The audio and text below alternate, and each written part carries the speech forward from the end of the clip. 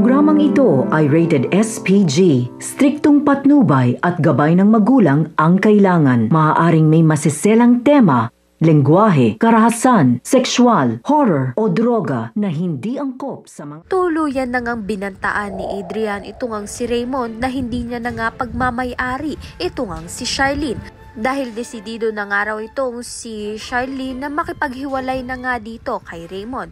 Kaya naman nga tutulungan ito ni Adrian upang ngang sampahan nga ng kaso itong si Raymond, gayon din nga itong si Divina ay makukulong rin sa tulungan nito ni Adrian. Dahil natuto na nga itong si Charlene na lumaban at handa naman nga itong si Adrian na ipaglaban nga siya. Sa kabilang banda naman nga paano pa nga kaya may pagpapatuloy ni Princess at ni Xavier ang kanilang pagmamahalan. Ngayon ngang ito ngang si Dado ay gusto na ngang lumuwas bigla-bigla sa Bicol dahil gusto na nga ni Dado na ilayo na nga itong si Princess dito nga kay Divina. Ngunit mahihirapan na nga si Dado na kumbinsihin nga itong si Princess na sumama sa kanya dahil nasa wastong edad na nga itong si Princess na pumili ng buhay na para sa kanya. Kaya naman nga't malalaman nga natin kung ano nga pipiliin nito ni Princess na sumama nga dito kay Dado o manirahan na nga lang mag-isa kasama nga itong si Xavier.